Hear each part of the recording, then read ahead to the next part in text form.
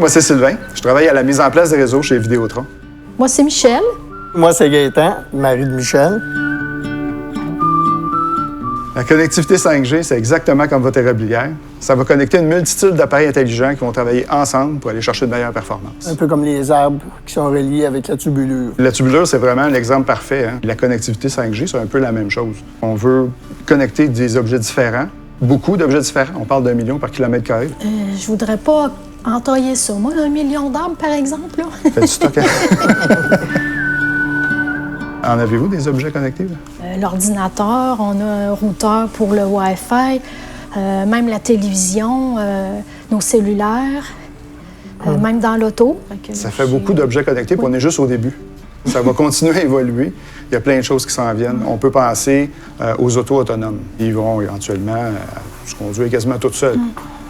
Mais ils ne seront pas toutes seules, vraiment. Les autos vont être connectées entre elles. OK, c'est ça. Ils vont se parler. Quand je suis parti ce matin dans la tempête de neige, je me suis dit, l'auto en avant de moi que je vois quasiment pas, c'était connecté à la mienne quand elle freine. Mon auto se mettra à freiner. On parle de nouvelles choses, mais il y a aussi des anciennes choses qu'on connaît depuis un bout de temps qui vont devenir connectées.